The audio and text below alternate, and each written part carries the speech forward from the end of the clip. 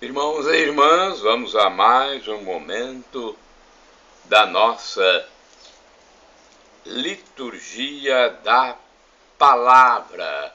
É um momento de fé, de introspecção, de meditação. Vamos deixar Deus nos falar.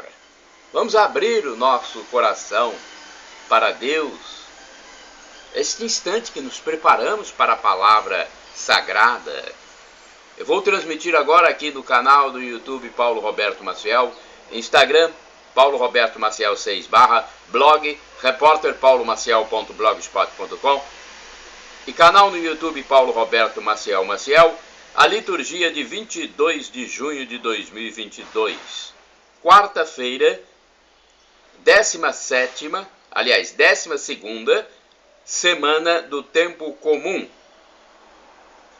É a liturgia veiculada na Igreja Católica Apostólica Romana no mundo inteiro. A cor dos paramentos litúrgicos é verde, conforme está aqui, simbolizando, né? E no rito da celebração temos o ofício do dia.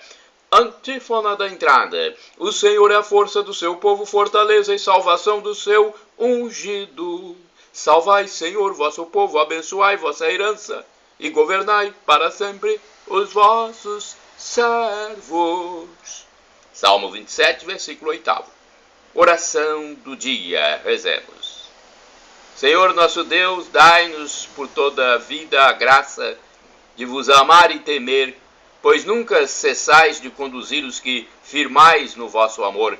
Por nosso Senhor Jesus Cristo, vosso Filho, na unidade do Espírito Santo. Primeira leitura do segundo livro dos Reis, capítulo 22, versículos do 8º ao 13, capítulo 23, versículos do 1º ao 3º. Naqueles dias, o sumo sacerdote Eusias disse ao secretário Safã: achei o livro da lei na casa do Senhor. Eusias deu o livro a Safã, que também o leu. Então o secretário Safã foi à presença do rei e fez-lhe um relatório, nestes termos: os teus servos juntaram o dinheiro que se achou no templo e entregaram-no aos empreiteiros encarregados do templo do Senhor. Em seguida o secretário Safã comunicou ao rei: o sacerdote Eusias entregou-me um livro. E Safã leu diante do rei.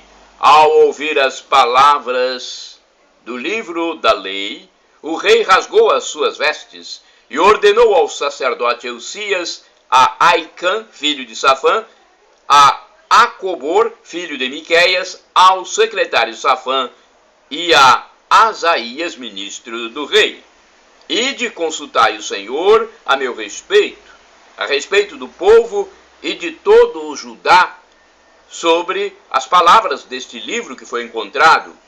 Grande deve ser a ira do Senhor que se inflamou contra nós, porque nossos pais não obedeceram às palavras deste livro, nem puseram em prática tudo o que nos fora prescrito.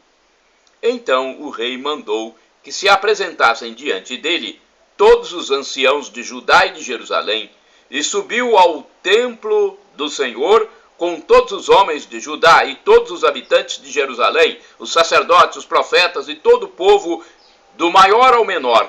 Leu diante deles todo o conteúdo do livro da aliança que tinha sido achado na casa do Senhor. De pé, sobre o seu estrado, o rei concluiu a aliança diante do Senhor, obrigando-se a seguir o Senhor e a observar seus mandamentos, preceitos e decretos de todo o seu coração e de toda a sua alma, cumprindo as palavras da aliança escritas naquele livro. E todo o povo aderiu à aliança. Palavra do Senhor, graças a Deus. Salmo responsorial, Salmo 119, versículos 33, 34, 35, 36, 37, 40, refrão 33a. Ensinai-me a viver vossos preceitos, ó Senhor. Repitamos: ensinai-me a viver vossos preceitos, ó Senhor. Ensinai-me a viver vossos preceitos, ó Senhor. Quero guardá-los fielmente até o fim. Ensinai-me a viver vossos preceitos, ó Senhor. Dai-me a saber, e cumprirei a vossa lei, e de todo o coração aguardarei. Ensinai-me a viver vossos preceitos, ó Senhor. Guiai meus passos no caminho que traçastes, pois só nele encontrarei felicidade. Ensinai-me a viver vossos preceitos, ó Senhor. Inclinai meu coração às vossas leis e nunca ao dinheiro e à avareza. Ensinai-me a viver vossos preceitos, ó Senhor. Desviai o meu olhar das coisas vãs, dai-me a vida pelos vossos mandamentos. Ensinai-me a viver vossos preceitos, ó Senhor. Como anseio pelos vossos mandamentos. Dai-me a vida, ó Senhor, porque sois justo. Ensinai-me a viver vossos preceitos, ó Senhor. Repitamos! Ensinai-me a viver vossos preceitos, ó Senhor. Agora a aclamação ao Santo Evangelho, com o texto de João 15, versículo 4. Vamos aclamar? Aleluia, aleluia, aleluia, aleluia. Aleluia, aleluia, aleluia, aleluia. Ficai em mim, e eu em vós ficarei, diz Jesus. Quem em mim permanecer há de dar muito fruto. Aleluia, aleluia, aleluia, aleluia. Aleluia, aleluia, aleluia, aleluia.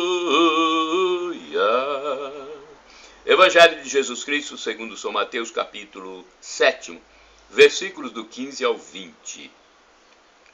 O Senhor esteja convosco. Ele está no meio de nós. Proclamação do Evangelho de Jesus Cristo, segundo São Mateus. Glória a vós, Senhor. Pelo sinal da Santa Cruz, livra-nos Deus, nosso Senhor, dos nossos inimigos. Naquele tempo disse Jesus aos seus discípulos: cuidado com os falsos profetas. Eles vêm até vós vestidos com peles de ovelha, mas por dentro são lobos ferozes. Vós os conhecereis pelos seus frutos. Por acaso se colhem uvas de espinheiros ou figos de urtigas? Assim, toda árvore boa produz frutos bons, e toda árvore má produz frutos maus. Uma árvore boa não pode dar frutos maus, nem uma árvore má pode produzir frutos bons. Toda árvore que não dá bons frutos é cortada e jogada no fogo. Portanto, pelos seus frutos vós os conhecereis. Palavra da salvação. Glória a vós, Senhor. Vamos à interpretação do texto do Evangelho. É a liturgia comentada de Antônio Carlos Santini, liderança da comunidade católica Nova Aliança, e-mail santini@novaalianca.com.br. Por seus frutos os conhecereis. Mateus 7, versículos do 15 ao 20. Quando Jesus nos contou a alegoria da videira verdadeira, conforme está em João 15, deixou claro que o agricultor, o pai, espera pelos frutos. Por isso, para o ramo que dá fruto, para que frutifique ainda mais, ele tem que ser podado. Então, poda-se o ramo para que frutifique ainda mais. Mas limpa-se o tronco dos cavalos, isto é, dos ramos estéreis, que sugam a seiva sem retribuírem nada. Limpa-se o tronco, então, destes ramos estéreis chamados cavalos, que sugam a seiva e nada produzem. Já vimos também que uma figueira foi amaldiçoada foi amaldiçoada por Jesus, porque nela não encontrou os frutos procurados. Está lá em Mateus 21, versículo 19. Mas não basta frutificar, não basta dar frutos. É preciso ver que tipo de frutos a árvore dá. Há frutos de salvação e frutos de perdição. Frutos que alimentam e frutos que intoxicam. Quando Dom Bosco teve de esperar pela morte de seu bispo para ver sua congregação autorizada a ir em missão para o estrangeiro, sua obediência deu frutos de salvação. Quando um teólogo superestimado, ou melhor, um teólogo superestimando o próprio saber, se rebela contra a igreja, vocês já viram? A igreja que podou seus excessos teóricos, esse teólogo que se rebela contra a igreja está semeando uma seara de rebeldia, de contestação, que afastará muitos fiéis do bom caminho. No âmbito da família, o trabalho do pai, a presença da mãe, a obediência dos filhos, são indicadores seguros de que a vontade de Deus é levada a sério. Este lar será abençoado. Já o pai farrista, a mãe ausente, os filhos rebeldes, apontam na direção oposta. A vontade de Deus não é levada em conta na sua maneira de viver. Óbvio, a colheita destas duas famílias será bem diferente. O povo tem vários ditos que expressam a mesma sabedoria. Um deles afirma: quem semeia vento colhe tempestade. E um sério exame de consciência há de nos mostrar que boa parte das tempestades que nos assaltaram foram causadas por nossos próprios pecados, escolhas mal feitas, inclinações que não tiveram freio. Outro ditado caipira garante: quem nasce para ser pato não chega a saracura. Determinismos à parte. O comportamento das duas aves manifesta sua índole própria. Assim, quem se entrega à preguiça pouco colherá, quem se abandona à ira afastará até quem o amava. Quem se deixa dominar pela luxúria destruirá seu lar, e os frutos denunciarão a árvore má.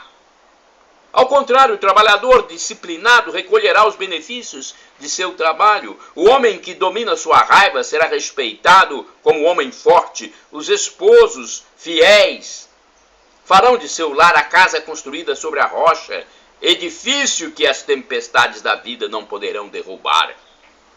Que árvore sou eu? Faça essa pergunta. Que frutos brotam do meu coração? Irmãos e irmãs, orai sem cessar. Espírito Santo de Deus, dai-me os vossos 7 dons. Agora vamos aos santos do dia. Eu pesquisei no site da TV Rede Século 21, rs21.com.br. Da minha parte, vocês podem utilizar à vontade os meus vídeos e textos que estão nos meus endereços eletrônicos. Porque foi Jesus quem mandou. Ide pelo mundo e evangelizai, o que de graça recebestes, deem também de graça. Então pesquisem, principalmente no canal do YouTube Paulo Roberto Maciel ou blog repórterpaulomaciel.blogspot.com. São Tomás More é um dos santos. Nascido em Londres em 1477, quando jovem, Tomás queria consagrar-se totalmente a Deus em Mosteiro Cartucho. Empreendeu, porém, a carreira legal, subindo ao ápice da notoriedade com a nomeação de chanceler da Inglaterra em 1529. Pai de 4 filhos, teve sempre um comportamento exemplar, levantava-se às 2 horas da madrugada para rezar e estudar até às 7, hora em que ia à missa. Nem mesmo uma intimação do rei podia interromper seus exercícios de piedade. Fechado na Torre de Londres, aguardando o processo que ocorreu a 1º de julho de 1535, escreveu O Diálogo do Conforto contra as Tribulações. Uma obra-prima da língua inglesa. Corajoso e tranquilo sobre o patíbulo, ainda encontrou força de brincar com seu carrasco. Ajude-me a subir para descer, deixe por minha conta. Ajude-me a subir para descer, deixe por minha conta. Recitou o salmo Miserere, pôs uma venda nos olhos e inclinou a cabeça sobre o cepo. Sua cabeça foi exposta sobre um poste, na ponte de Londres, durante 1 mês. Depois, a filha predileta, Margarida, evitou que fosse jogada no rio, pagando uma grande soma em resgate. É célebre sua oração para o bom humor. Outro santo do dia, depois desse mártir, é São Paulino de Nola, bispo. Os corações devotados a Cristo rejeitam as musas e estão fechados para apelo. Assim escreveu Paulino ao mestre Décimo Magno Ausônio, que tinha indicado, ou melhor, iniciado na arte da retórica e da poética. Paulino era jovem, de temperamento artístico, descendia de rica família patrícia romana, nasceu em 355 em Bordeaux, onde o pai era funcionário imperial e, favorecido na carreira política por grandes amizades locais, tornou-se cônsul, substituto e governador da Campânia. Teve também a felicidade de encontrar o bispo Ambrósio, de Milão, e o jovem Agostinho, de Hipona, pelos quais foi encaminhado para a conversão a Cristo. Recebeu o batismo aos 25 anos. Durante uma viagem à Espanha, conheceu e desposou Teresa. Após a morte prematura do único filhinho, Celso, decidiram de comum acordo dedicar-se inteiramente à ascese cristã, conforme o modelo de vida monacal em moda no Oriente. Assim, de comum acordo, desvencilharam-se das grandes riquezas que possuíam, distribuindo-as em vários lugares aos pobres, e se retiraram para a Catalunha a fim de dar início a uma experiência ascética original. Paulino já era quarentão batido, muito conhecido e admirado na alta sociedade. Era querido também pelo povo, que com grande alarido pediu ao bispo de Barcelona que o ordenasse sacerdote. Paulino aceitou com a condição de não ficar inscrito entre o clero daquela região. Não aceitou também o convite de Ambrósio, que o queria em Milão. Paulino acariciava sempre o ideal monástico de vida devota e solitária. De fato, foi logo para a Campânia, em Nola, onde a família possuía o túmulo de um mártir, São Félix. Deu início à construção de um santuário, mas se preocupou antes de tudo em erigir uma hospedaria para os pobres, adaptando-lhe o primeiro andar para o mosteiro, onde se retirou com Teresa e alguns amigos em comunidade monástica. Os contatos com o mundo eram através de correspondência epistolar. Chegaram a nós 51 cartas. Eram endereçadas a amigos e personalidades de maior projeção do mundo cristão, entre os quais estava precisamente Agostinho. Para os amigos fazia poemas nupciais e poesias de consolações, mas para pôr fim àquela mística quietude, em 409 foi escolhido para bispo de Nola. Estavam para chegar à Itália anos de grandes tempestades. Genserico havia passado o mar à frente dos vândalos e se apressava a saquear Roma e todas as cidades da Campânia. Paulino se revelou verdadeiro pai, preocupado com o bem espiritual e material de todos. Morreu aos 76 anos, em 431, um ano depois do amigo Santo Agostinho. Então, vamos pedir a bênção. Abençoe-nos São Paulino de Nola e São Tomás More, que estão no céu com Deus. Shalom Adonai, uma expressão hebraica que significa a paz de Deus, a paz do Senhor. El Shaddai significa Deus onipotente, Deus todo-poderoso também, expressão do hebraico. Peça ao Deus do impossível, se for para o seu bem, ele o fará. E Maranatá, como dizemos nós católicos, ou Maranata, como dizem nossos irmãos separados, os evangélicos ou protestantes. Não importa a pronúncia, porque o significado é o mesmo. Do aramaico, dialeto de Jesus, para o português, significa vinde, Senhor Jesus. Um dia ele vai voltar.